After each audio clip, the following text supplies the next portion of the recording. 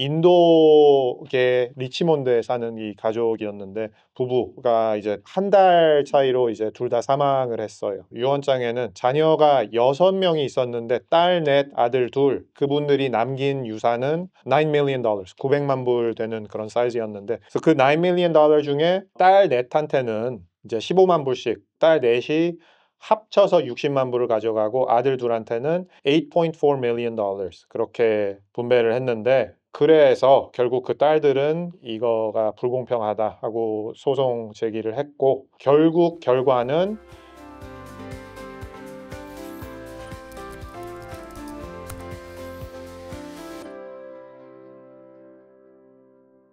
자, 그 검인 절차가 중요하기 때문에 또 유언장이 또 중요하다고도 이야기를 할 수가 있어요. 그 검인 절차라는 거를 통해서 분쟁이란 게 일어날 수가 있는데, 그 분쟁이란 거는 물론 유언자 입장에서는 분쟁을 막기 위해서 최대한 보호하는 식으로 그 에스테이트 플래닝이란 거를 하지만, 어떻게 보면은 이 유언장을 만들었을 때 이제 불공평하게 받아들이는 이 상속자 입장에서는 이 절차가 대단히 중요하고 공정함을 찾을 수가 있는 경우들도 있죠.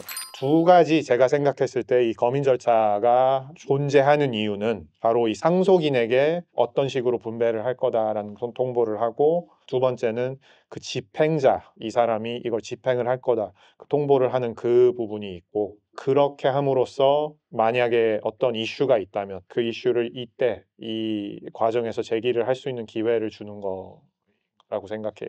몇 가지 예가 있는데, 상속자 입장에서 문제 제기를 할 수 있는 그 이유들, 유언장이 유효하지 않다. 원래 격식이 있습니다. 유언장은 BC주 같은 경우는 두 사람의 이 증인 앞에서 서명을 해야 되는 거고, 유언 능력이 있는 사람만이 유언장을 만들 수가 있습니다. 병원에 제가 불려서 가는 일들이 종종 있습니다. 근데 말을 할 수 있는 그 능력을 잃으신 분들도 유언장을 만들고 싶으실 수가 있어요. 그런 경우에도 유언장을 쓰는 게 불가능한 건 아닙니다. 유언자가 이 유언장을 만들 수가 있는가, 그 판단을 하는 게 대단히 중요한 부분이에요. 어떤 경우에는 의사들한테 그거 소견을 받고 이 사람이 그 capacity라고 하는데 그 capacity가 있는지 그 소견을 받고 진행을 하는 경우들이 있습니다. 나중에 문제 소지가 되지 않도록. 또 집행자의 정당성, 집행자가 지목이 됐는데 그 사람이 뭐 역할에서 그 일을 하면서 제대로 유언장에 써 있는 대로 하질 않았다. 이제 상속자 입장에서는 이슈를 제기하면서 또 분배 과정에서 그건 조금 더 일어나는 부분이기는 한데, 근데 상속인으로서 이제 내가 받는 게 불공평하다. 아까 말씀드렸던 법적인 아니면은 도덕적인 이유로 나는 내가 받을 거를 충분히 받지 못했다. 근데 여기서 중요한 거는 이런 소송을 하기 위해서는 배우자나 자녀만 할 수 있고, 이제 부모나 형제자매나 손주나 손자나 그런 가족들은, 그리고 가족이 아닌 사람들은 아무 권리는 없습니다. 여기 또 프로베이트 피 부분이 나왔는데, 이 이야기를 하면서 또 회계사님한테로 넘어갈 부분인데, 상속세가 없다는 말씀을 잠깐 하셨는데 상속세가 캐나다는 없습니다. 대신에 있는 건 이 프로베이트 피라는 건데, 한국에 비하면은 금액은 사실 뭐 네. 제너럴스한 거죠. 1.4%면 네. 100만 불이면 14,000불 좀 못 미치니까 네. 큰 돈은 아니죠. 프로베이트 피라는 거는 이 프로베이트 과정의 마지막 단계에서 그 승인을 받기 바로 전에 이 돈을 법원에 내면은 grant of probate, 승인을 해주겠다 하고 오는데, 말씀하셨던 것처럼 그 $2 million 에스테이트라고 치면은 27,000여 불이 나오니까 그렇게 그렇게 큰 한국에 비해서는 그 부담은 아닌 거죠.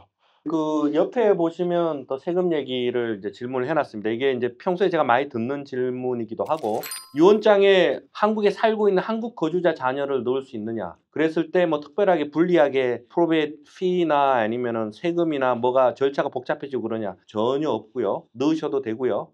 단 한국에 있는 자녀한테 내가 이제 증여를 해서 한국에 송금도 할 수 있고, 아니면 유언장에 넣어서 상속도 할 수 있고, 이제 선택사항이 된다면 제가 드리는 그 레커멘데이션은 유언장에 넣어서 상속을 해라. 왜냐하면은 한국 거주자 자녀는 한국 법에 의해서 증여세를 내야 되기 때문에 이 경우는 그냥 유언장에 넣어서 상속을 하는 게 맞다.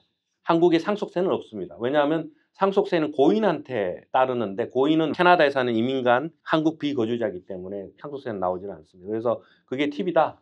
이제 그렇게 말씀을 드리고요.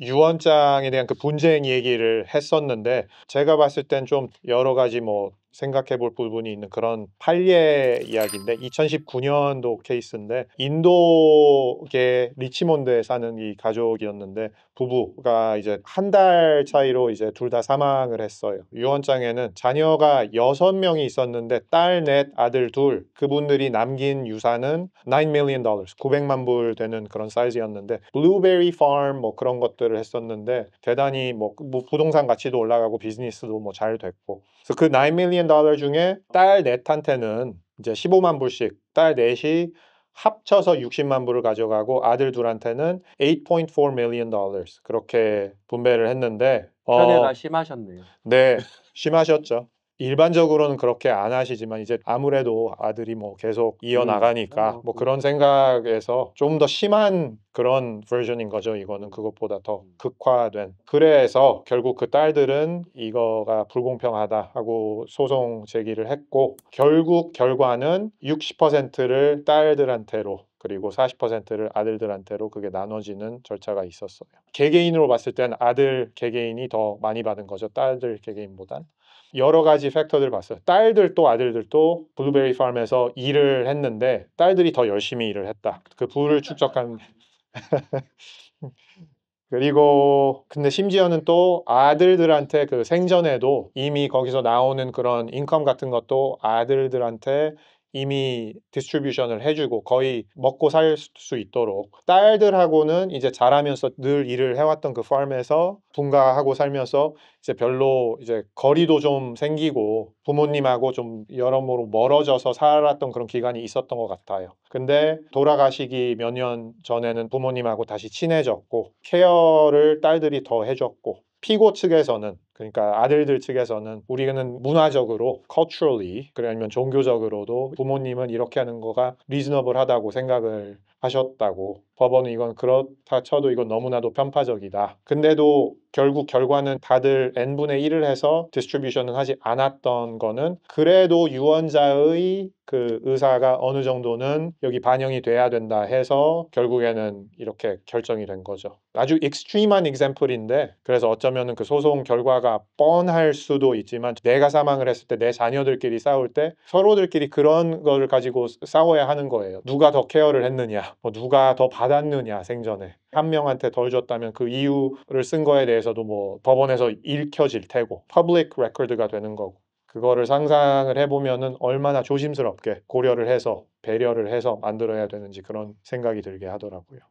법정에서 그렇게 결론을 내려준 게 그 당시 유언장을 썼을 때 아버님의 저스티피케이션이라 그래야 되나요? 거기에 문제가 있었다고 본 건가요? 이유가?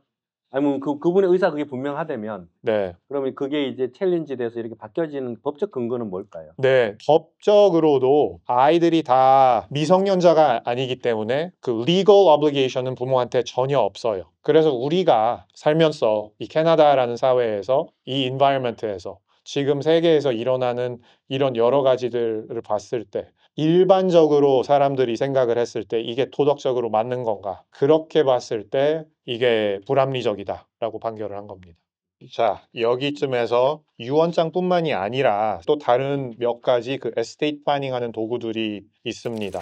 위임장. 위임장은 재정 업무를 다룰 수 있는 권한을 내가 아닌 타인에게 부여하는 문서입니다. 아까 말씀드렸던 그 상속법은 상속 법령이 있듯이 Power of Attorney라는 거는 이 법령이 또 따로 있고 유언장하고 차이점은 다른 게 무엇냐라고 여쭤보시면은 유언장은 지금 제 유언장은 유효하지 않아요. 사망을 하지 않았으니까. 제가 사망을 하면은 제 유언장이 유효해지는 거죠. 위임장은 제가 지금 써놨다면은 유효해요. 생전에만 유효하고 제가 사망을 하는 즉시 무효화가 됩니다. 생전 동안만 유효한 거예요. 몇 가지 조금씩 다른 방식으로 만들 수가 있는데 위임장을 아주 포괄적으로 만든다면은 내가 가진 모든 은행 계좌나 부동산을 팔 수도 있다거나 뭐 그런 권한을 포괄적으로 해서 내가 할 수 있는 거는 피위임자라고 하죠. 어터니라고 하는데 내가 위임을 하는 사람을 그에게도 다 부여할 수가 있어요. 또 아니면은 내가 가지고 있는 저기 TD은행 계좌에 있는 어느 어카운트에 있는 것들만 핸들링을 할 수 있게 그렇게 지정을 할 수도 있고요. 아니면은 또 사용을 하는 게 내가 이번에 여행을 좀 가는데 집을 팔아야 한다. 이미 리스팅 돼 있고 다 이제 딜 오퍼도 다 억셉트가 돼 있는데 내가 가 있는 동안 사이닝을 해야 하기 때문에 내 배우자한테 아니면 내 자녀한테 위임장을 해주고 갈 수도 있어요. 내 대신해서 내 법적 권한을 행사를 해달라. 그렇게 specific하게 할 수도 있는 겁니다. 어떻게 생각해 보면 대단히 강력한 여러 가지 권한을 주는 그런 서류이죠. 또 다른 몇 가지 그 enduring power of attorney. 보통은 사실 power of attorney를 쓸 때 이 enduring power of attorney라는 거를 쓰는 거가 더 맞다고 생각을 하는데 그 enduring이라는 말은 지속된다는 말인데 언제 지속되냐면은 내가 아까 전에 말씀드렸던 그 유언 능력이라는 거를 유언뿐만이 아니라 내 의사를 밝힐 수 있는 능력을 잃어버렸을 때 그럴 때에도 이 attorney는 나를 대신해서 나의 은행 일이든 뭐 부동산 일이든 다 볼 수가 있습니다. 이 enduring으로 해놓지를 않으면은 내가 그 의사를 잃어버렸을 때 법에서는 사실 attorney한테서 힘을 뺏어갑니다. enduring으로 해 놓아야지만 권한을 계속해서 행사를 할 수 있게 하는 거예요. 좀 선택을 해야 되는 거죠. 내가 뭐를 원하느냐, 얼마나 내 배우자가 됐던 자녀가 됐던 그를 믿느냐. 이 Power of Attorney 역시도 한 사람만을 어터니로 할 필요는 없고 또 두어 명을 할 수가 있는데 또한 장단점은 그들끼리 분쟁이 있을 수가 있다는 거죠. 그들끼리 동의를 못하면은 권한을 행사를 하지 못하는 거가 되는 거고요. 이 세 번째는 사실 그렇게 흔히 쓰진 않고 저는 두 번쯤 써봤습니다.